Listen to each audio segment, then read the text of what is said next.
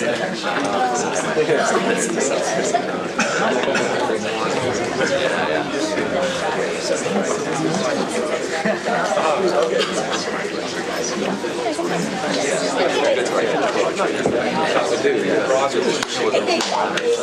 welcome back to the second talk. The second speaker is Adam Kalai from Microsoft Research, and the title is Crowdsourcing and Machine Learning. Great. All right, thank you so much for inviting me. I was debating between talking about this and some work in meta learning, but I feel like this is more, it's a little bit older work, but it's more on the topic of the workshop. This is joint work with a bunch of people here. You can see several of them are here. Kamalika and Sivan are probably here, maybe others. Okay, let's just jump right in. So the crowd is, I would say, still useful today. So here's a funny picture of Barack Obama playing a trick on somebody. And if you were to ask the crowd to... if you were to ask the crowd to write a caption for this, they would probably say, you know, Barack Obama plays a clever prank on somebody. He's stepping on the scale so that this guy will think he's heavier than he is, right? But if you were to ask a neural net to caption this, it would, even the best neural net today, like what would the best caption be? It would be something like it would recognize that that's Barack Obama, that he's smiling. Something like Barack Obama smiles and watches a man weigh himself in the locker room, okay? Which is not a very good caption if you're trying to describe this picture to somebody. That'd be evoke all kinds of other images in their mind. So,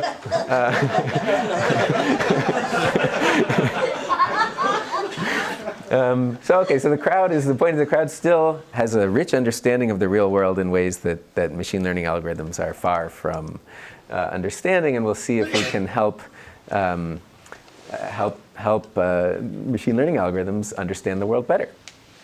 Okay, so I'll give you another example of something more recent that I've been working on, where we use crowdsourcing.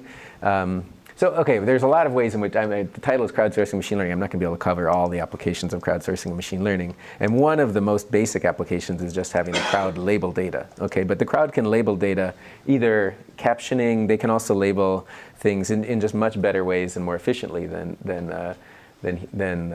other approaches.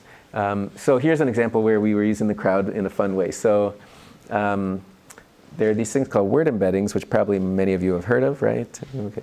And the word embeddings are a way of representing words as vectors in space, and then you can do cool vector arithmetic, and the word embeddings can actually answer questions like man is to king as woman is to queen, Paris is to France as Tokyo is to, and then it pops out with Japan, and it sort of has these parallelogram structure to these embeddings. So we noticed that there's problems with these word embeddings, that they actually capture biases that are present in society. So it says he is to blue as she is to, what does it pop out with? Can anyone guess? Depends on which country you're in. He is to brother as she is to, he is to doctor as she is to, yeah, it comes out with nurse. He is to programmer as she is to, so it comes out with homemaker. And Trump would be happy with that. So actually I made this slide before Trump was president. But anyway, he is to pregnancy, he is to pregnancy, she is to pregnancy as he is to, kidney stone. Anyway, there's a bunch of them that are interesting. And problematic. These word embeddings, just mentioned this is a serious topic because these word embeddings are actually used in a lot of places. And so if you're ranking resumes and you're happy with the fact that the word programmer is closer to JavaScript than it is to Python, than to something else, that's great, JavaScript and Python. But it's also closer to John than Mary, which is a problem. So there's it's a topic of another paper. But we use the crowd, just for example, here to very quickly and efficiently, it can tell us which things here represent stereotypes and which analogies are actually just definitional analogies that might make sense. I can show you actually there's another, we made a little demo out of this, and let's see if this works. And actually it's kind of fun because there is some active learning here which we didn't do, but I think is a neat future work, so I'll just mention it now. So here you can put in a couple words like, let's put in Berkeley and Harvard, and it's going to find a bunch of related words and split them by gender. I don't know if you can see that. So it's trying to find, I guess, well, I was hoping it would find a bunch of universities, which it did. And it sort of maps them out by which ones are more associated with he on the left and which ones are more associated with she. So it looks like CMU is a very masculine university, and MIT, Wharton, and a lot of Wellesley is very feminine. Anyway, interesting, but kind of a fun question here is there's an active learning question here, obviously, of how would you, in an interactive fashion, get a better list of words here, even ignoring the gender. So the word embeddings are really fun, and I think the neat thing about word embeddings from an active learning point of view is that what I just did is I wasn't labeling examples, I was coming up with examples from my mind, right? So I might say, oh, okay, there's a problem here that certain category is missing, and I could just invent a word from my mind, pull it out of thin air, as opposed to in most active learning where you label examples that are given to you. Okay, but back to crowdsourcing. So crowdsourcing, there's a lot of work on one aspect of crowdsourcing that I'm not going to go into because it's less relevant to this workshop, I think, which is just labels, getting the crowd to label data. Okay, and I call it judgment, not a label, because people might not agree. It's not. It's, you know, you could get 10 different labels from 10 different people, and you might get 10 different answers. And it's an interesting area, and there's a lot of cool work on this, and there's sort of a very common EM algorithm that's used, and then a bunch of ways to improve on that. And I'm not going to go into that today. One aspect that Sivan and I worked on here, which was fun, is which is different when you actually interact with these people, is exactly in this fact that people give you different answers. So here we had a fun problem where we said, let's see if we can get people to build a classifier, or actually a regressor, to estimate how much I weigh from a picture of me, or anyone from a picture of themselves. Okay, and there's a website where people post their own pictures and say how much they weigh. So we took data from there and we said, okay, let's build a classifier that says, guess how much somebody weighs from a picture of them. But the thing is, different people will have different estimates. So in crowdsourcing, the wisdom of the crowds would just say, let's just ask everyone to guess how much they weigh and average that. That would be one option. But maybe we could do better. So let's imagine that we have a budget. We can ask, 10 questions, right? So we can ask 10 people how much this person weighs, or we could ask 5 people how much this person weighs. We could ask 2 people whether the person is pretty, and 1 person whether they're male or female, and 2 people whether they have good posture, and we can actually get a better classifier. So we have an algorithm there, which I won't go into the details, but given a bunch of features, we decide how many people, this number here means how many people do we ask for each feature. How many people should we ask each question to, so that we get the most accurate classifier we can using the budget. And by the way, feel free to interrupt. I'd rather not finish the talk and have an interesting discussion than get all the way through. So what exactly, you're just trying to predict weight with all these assessments? Yeah, so we had maybe more features. Maybe we had 10 features, and we would create a labeled data set where we asked many people on a small set to estimate each of these features, and we could see how much people tend to agree or disagree and how predictive each feature is. And then from that, we could figure out what the best regressor is. So this means ask 5 people to estimate their weight and average it. The 5 divided by 2 means ask 2 people to ask if that person is pretty. 1 person, you only need to ask 1 person to say the gender typically, because there's a lot of agreement on that. Even though there might be a systematic underestimate or overestimate based on gender, it might be very predictive, you might still only need to ask 1 person because there's a lot of agreement. Who's the one that comes up with the features? What'd you say? Did you decide which features to That's a great question. We chose the features here, but that's a great segue to the rest of the talk. Because we should have the crowd suggest the features. You're right. We didn't think of doing it there, but I will talk about that now in the rest of the talk. So that's exactly the issue. What are the steps in machine learning? One is choosing a representation for the data, which now I will talk about exactly your question of who chooses the features. We can crowdsource. We can get the crowd to use their brilliant minds to help us choose a good representation. That's exactly where they have a big advantage over computers, right? They can label data, of course, as I mentioned, and we can run existing machine learning algorithms on that data. So the different types of representation I'll talk about are either sort of a feature-based one, where we have a bunch of features, like in that example of gender and so on, which could be binary or real valued. You could also have a kernel-based sort of similarity. Oh, this person is like that person. We could have asked people questions, who does this person look like? We could have gotten weight estimates that way. So just a high-level question about people choosing this representation. Like, how do you, I can understand how you deal with training data this way, but how do you deal with test data then? You have to have the crowd in the loop constantly, or?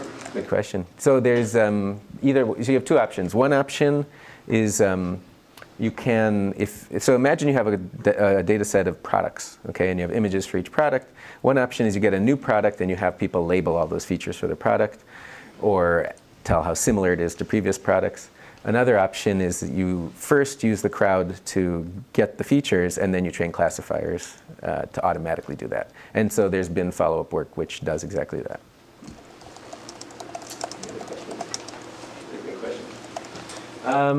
So if we can do all of this, we can make it automatic, or as I like to say, crowdomatic, and we can remove the machine learning person entirely from researcher from the. Okay, so we've talked about the simple stuff of crowdsourcing labels and judgments, and now let's talk about crowdsourcing representations. And of course, you can use active learning to save effort. And we'll talk about similarity, kernel sort of based representations versus feature-based representations. So for the crowd kernel problem, you get a bunch of images. And let's just think of questions of the form of triples. Is, let's say, image xi more like xj or xk? So we're just going to ask these binary questions to people. People are noisy. People they're not going to be consistent. People have their own judgments. Maybe an individual wouldn't even be consistent if you asked them twice on 2 different days. And our goal is to output a similarity matrix, which is a positive semi-definite kernel, like just basically how similar are every pair of items. Or you can think of that equivalently as an embedding of items into some higher dimensional space. But in general, and I'm happy to maybe I won't go to the great detail on the active learning algorithm here because I think more interesting is sort of the interaction with the crowd and the different options. But this works for the nice thing is when you're dealing with a crowd, this works for any kind of data set. It doesn't matter. They don't have to be, as long as they can understand it, they can move on. So we can take, let's say we get tons of product categories from Amazon very easily. So here's a bunch of floor tiles, and then I threw in a couple pictures here of Emma and Robert to see what the crowd would think of them. So we can ask questions on Mechanical Turk, which is this crowdsourcing platform run by Amazon.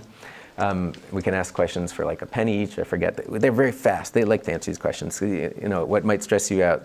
They're just being paid. Use your judgment. Is this more like that or that? Make a decision. Is this more like that or that?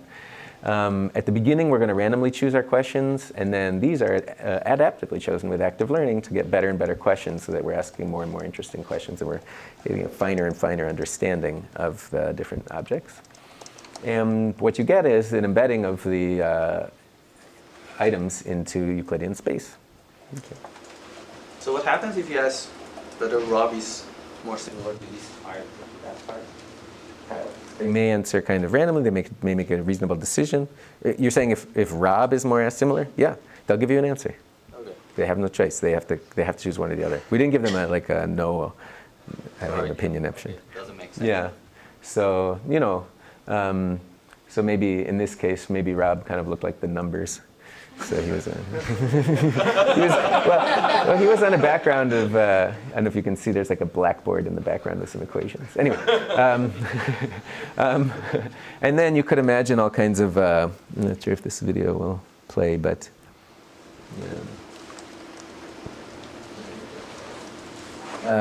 you could imagine using this on any kind of data set, and you could imagine using it as a way to find. We had an application where you could search through any face of any researcher in Microsoft. If you forgot their name but you remembered their face, how could you find somebody with a few clicks? Or you could be shopping for products in a thing, and this will work. You click in and zoom in on a cluster, and you keep getting closer and closer until you find the item. And it was really fun. We did it on any kind of. What else we did on boat? You could be shopping for ties or on flags. We had it for dog breeds and all kinds of stuff. So in cases where a similarity assessment is a little difficult to make, yes. Right? did you find that in general they're sort of unfazed, they'll just randomly pick something? So that's a great question for the next slide. So let me just skip over. I'm going to actually, so I go till, when do I go till? I have time. Okay. Well, I'll change the order and answer that question by giving the example first, and then I'll come back. So here, so Sanjoy's question is like, what about a really tough question? So how about we did this experiment? This was actually Shyam Kakaday's suggestion. What about the letters of the alphabet? Is E more like S than U? What a random question, right? How many people here think E is more like S? Okay. How many people think E is more like U? Okay, so there was a mix. So some people thought it was more like S. Why do you think E is more like S? Just sort of the curves at the top and the bottom. Exactly. And why do you think E is more like U? Okay. So people are using different. No. But you're both right. Wait, no, don't be sad. So and so people made their own decisions, and what we were really happy with was that we could actually benefit from the diversity of the crowd here. So we could, after we got all these answers, we could then use our algorithm, you get a representation in Euclidean space, and you can show there's a large margin separator between vowels and consonants. And there's a large margin separator there's actually, like, it captures sort of tall and short letters and alphabetical orders, and also probably the round versus flat shape of different letters. So you can actually benefit from the fact that the crowd answers questions differently. Any other questions? So let me just mention how the algorithm works. So basically, and it works, this is just showing you the by nearest neighbor from the embedding that it seems to kind of work, and that Robert is in fact close to the numbers. So how does it work? So we start by asking Mechanical Turk workers to answer questions for random triples. And then we loop where we fit a model to all the data so far. And then we ask for the most informative triples. Okay? So that's that style of active learning. So the model we have is similar to other models which have been proposed by Lim and Auer, where instead of saying it's a binary answer, yes, no, we say people answer probabilistically. And the probability that they'll say something is I is closer to j than k is proportional to the distance, let's say, or the squared distance between the two items. So if they're distant 0, it'll be definitely closer, and so on. And then we add a regularization term so that even if so that no two items are, you can think of it as no two items being distant 0 apart.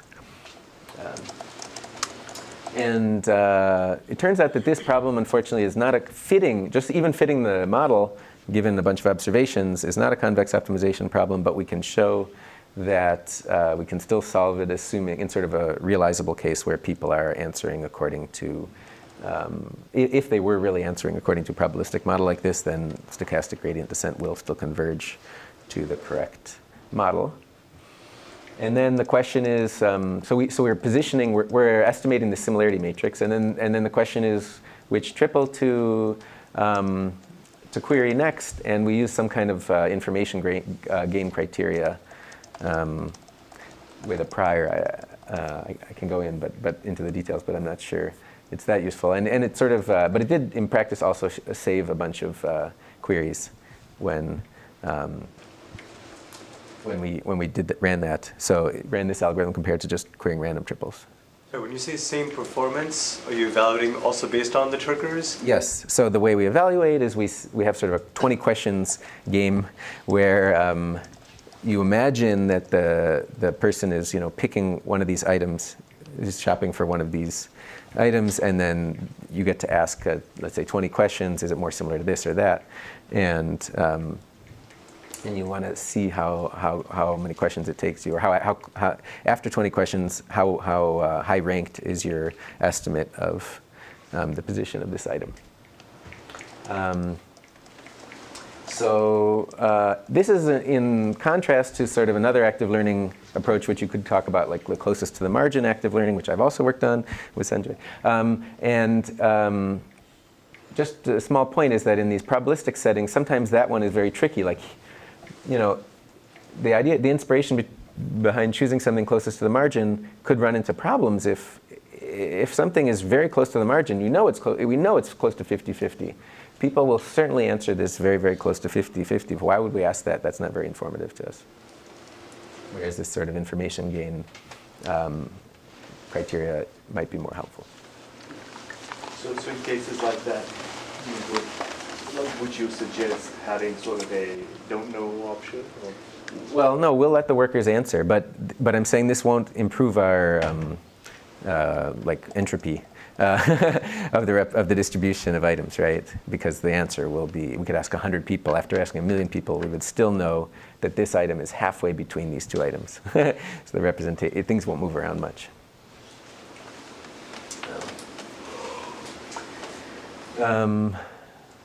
Okay, so you do get sort of reasonable questions over time. And these questions could sort of be, this particular model will favor sort of questions that are not too extreme as well. So this matrix is basically, if there are n items, it's like a big n by n matrix, just with some sort of rank. Yeah, the matrix. Yeah, the matrix is n squared. But in a dream world, we could actually learn this n squared matrix with only, like, imagine hypothetically, like n log n queries, maybe, because if there's a structure to it, you could actually do that, and that'll become more. Yeah. Is this a different probabilistic model for how humans answer the judgment, or this is? This is the same. Oh, sorry. No, you're right. What I meant to say here is if you used a more standard logistic model, thank you. You understood my slide better than I did. If you used a more standard logistic model, you would end up with these very extreme queries where you get, we tried a more standard model and it tended to ask these more extreme questions. Whereas if you use the distance-based one, where things are proportional to the distances, you got. The intuition is the exponential growth. Yeah,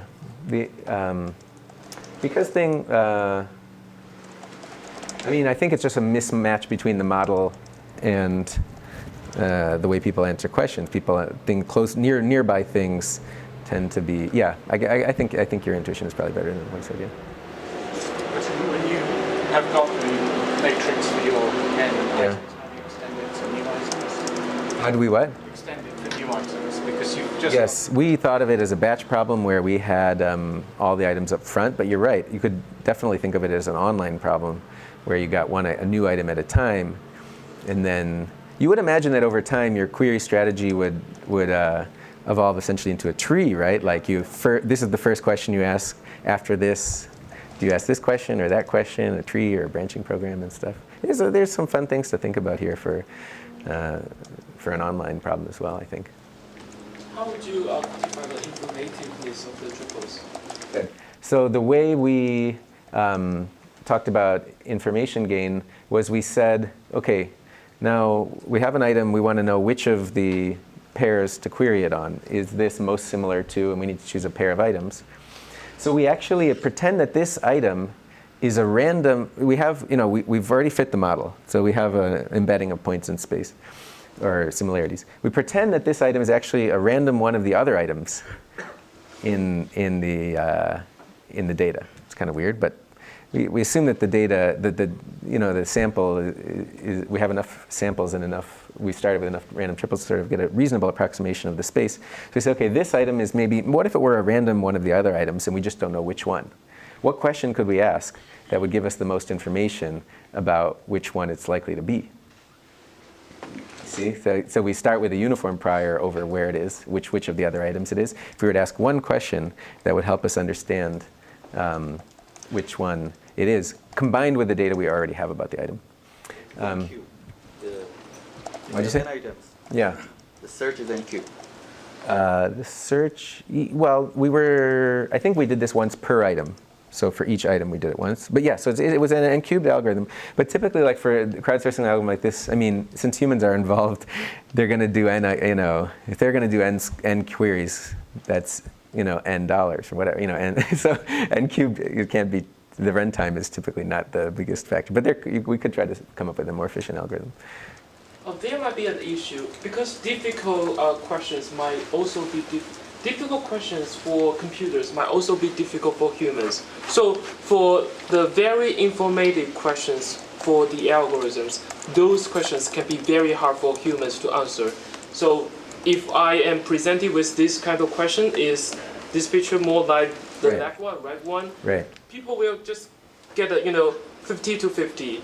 Right. Yeah, our model would predict that they'd be 50-50, so therefore the answer would not be very informative.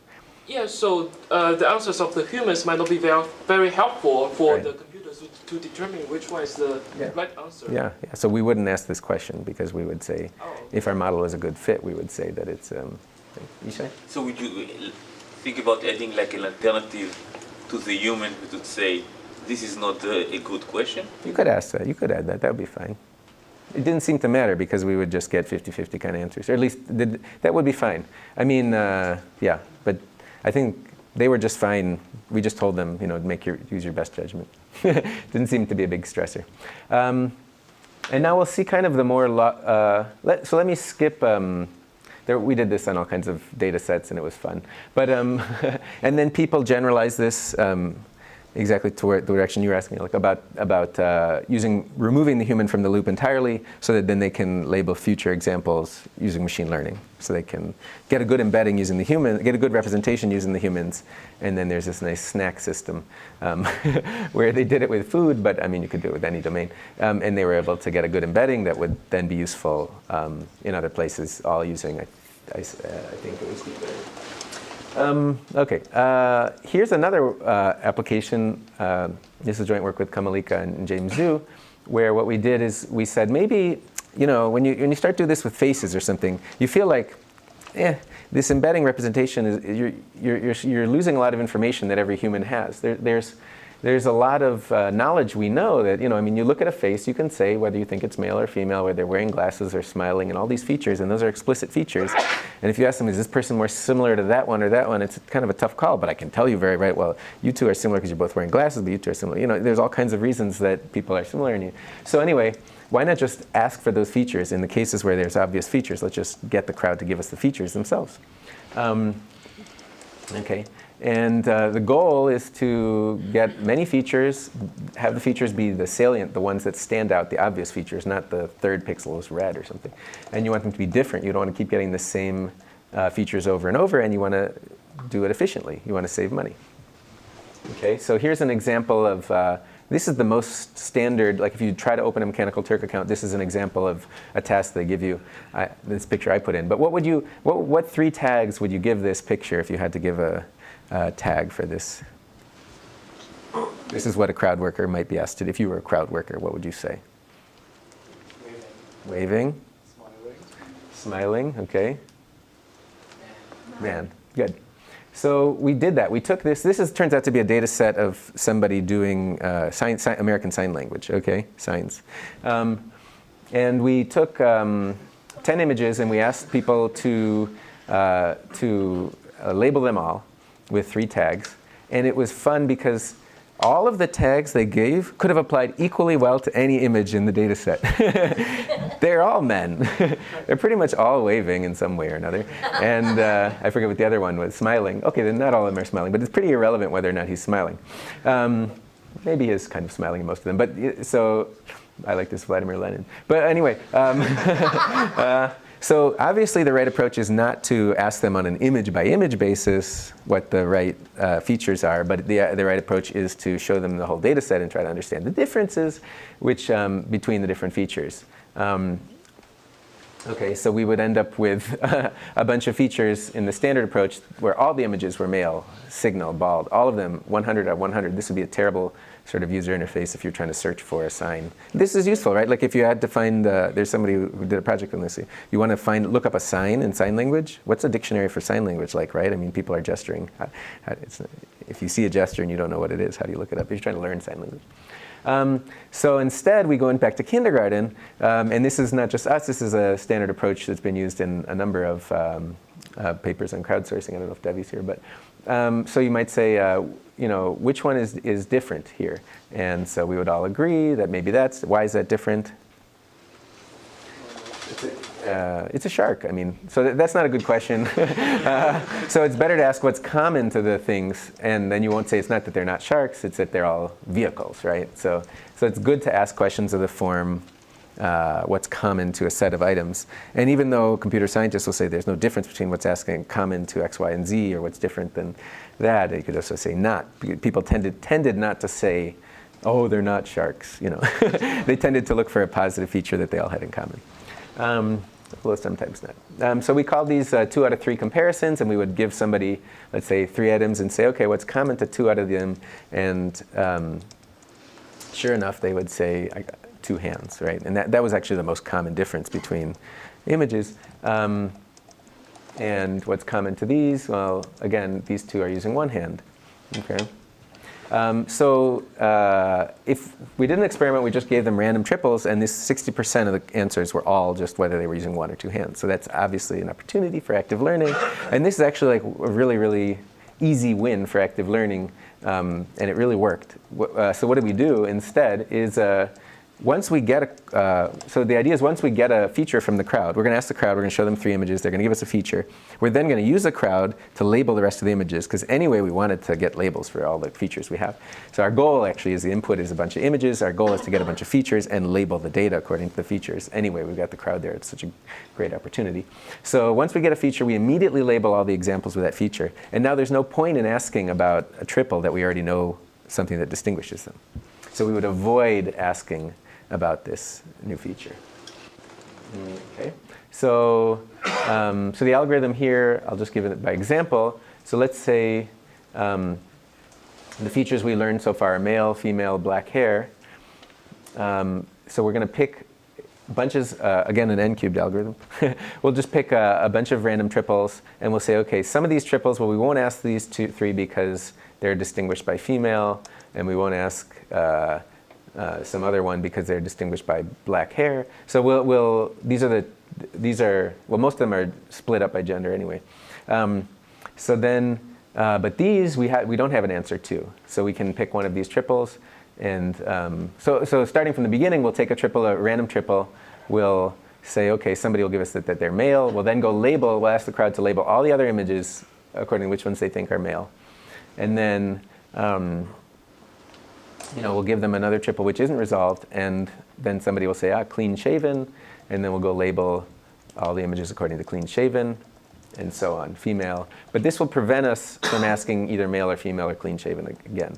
And it also prevents, there's been similar systems without active learning, and what they typically run into is the fact that people use different words for the same concept, male, man, whatever, boy, and our representation, we won't even get another description of this, because once we've got hopefully one feature, we won't ask about the same. We won't get the same feature again and again.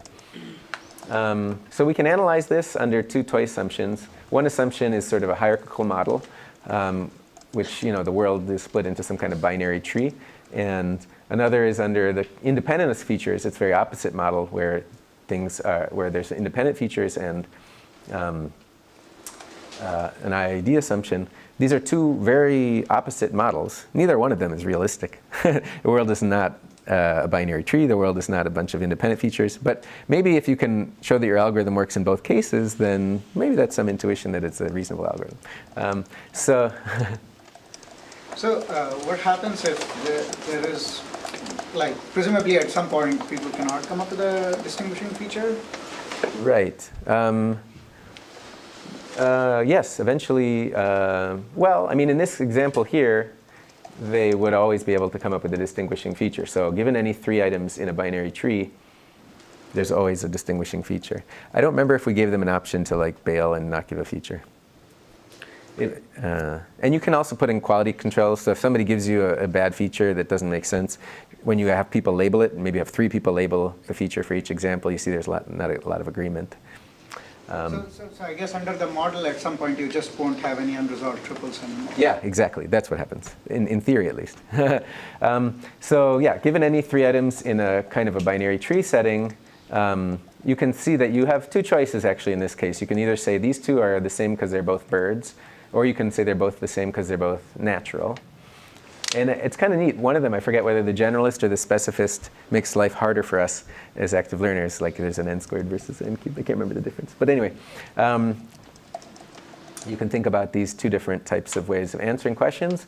And it's not too hard to show that, well, not too hard even to see. I don't know if I'll have time to go through the proof itself.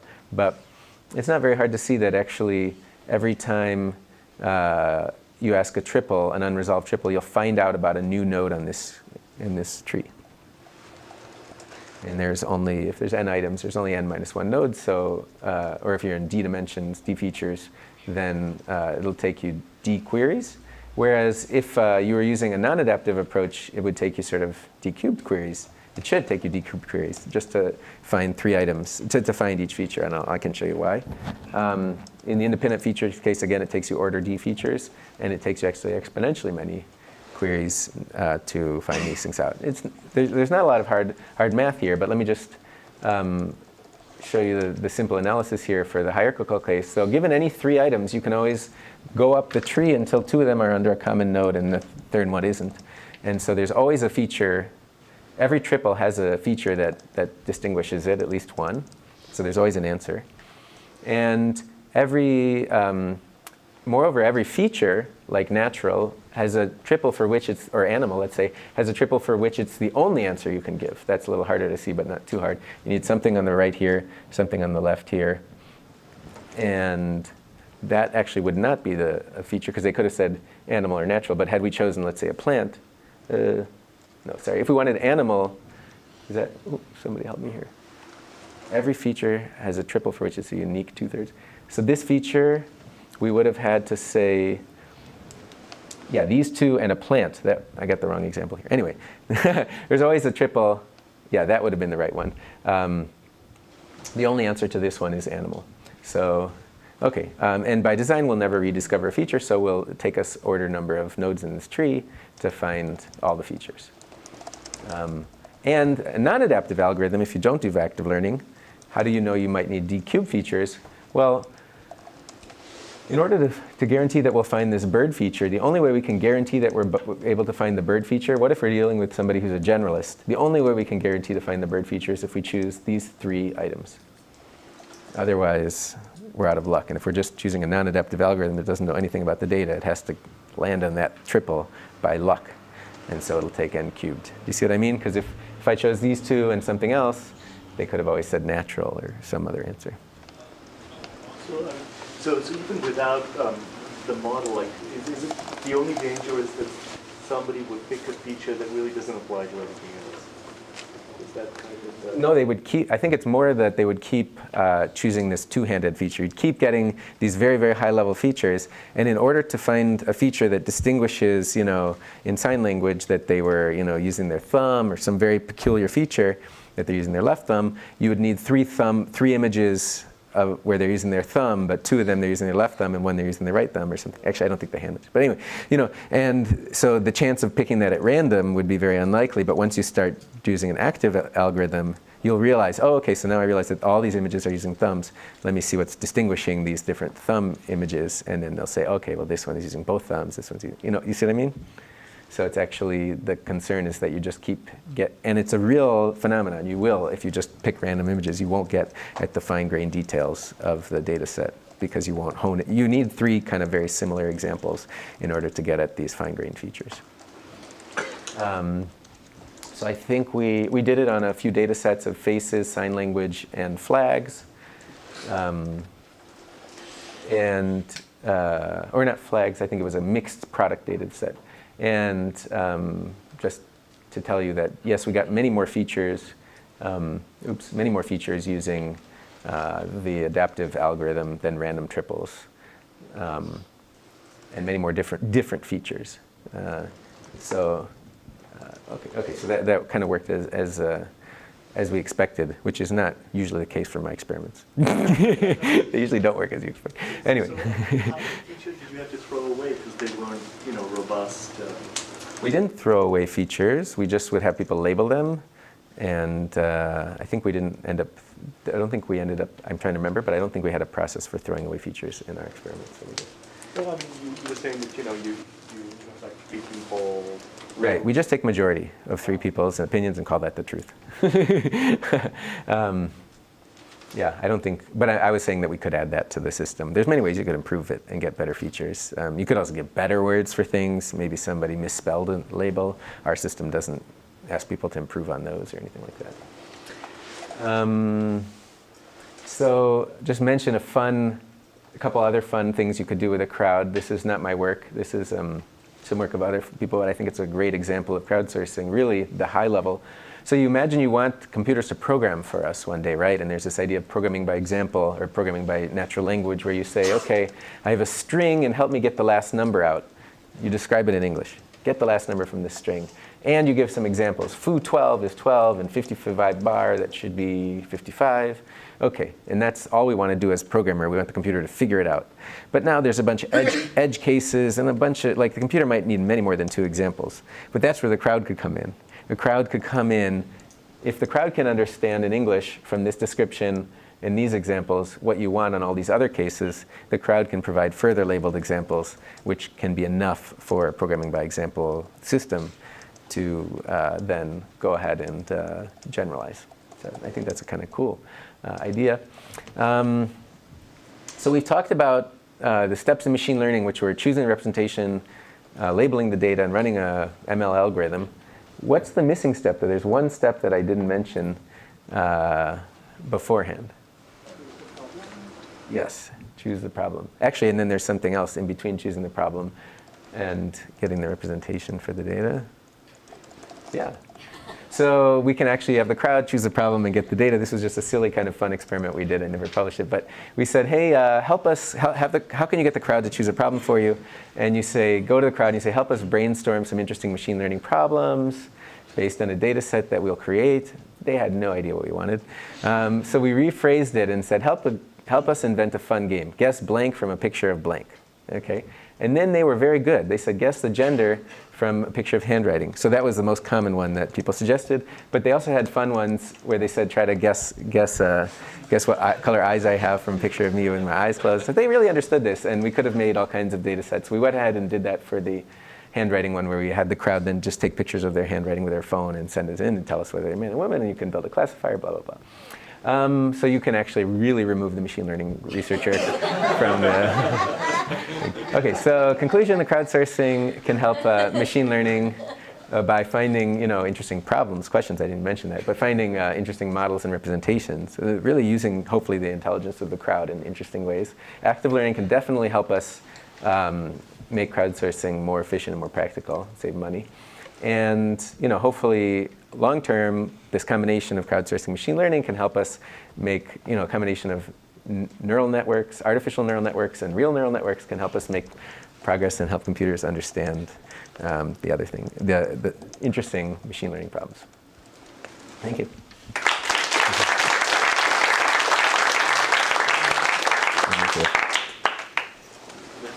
So among the features that the crowd suggested, how many of those would you say are easy for computers to learn? That's a good question. How many of the features were, let's see if I have some of them. I bet you that, so these were examples of real features, male, clean-shaven, female, not wearing glasses. All of these, by now, machine learning algorithms could totally classify. But if you were to ask in an unsupervised machine learning algorithm to come up with features for faces, I bet you they wouldn't come up with necessarily those features. Do you see what I mean? An unsupervised algorithm comes up with, it clusters faces or whatever. I don't know if it would cluster them in ways that we would find as intuitive. Yeah. Have you done things? Sorry, follow up. Have you done things not in the vision domain, like something? We did vision just because it's so fast and efficient, but no. But these things could be used for listening to audio or things like that. But in our cases, it is helpful that the crowd, we chose specifically domains where the crowd could understand them quickly. But no, we haven't done that experiment. It's a good question. Any other questions? I think people have done experiments on audio, like trying to represent sounds in high dimensions. All right, thank you very much.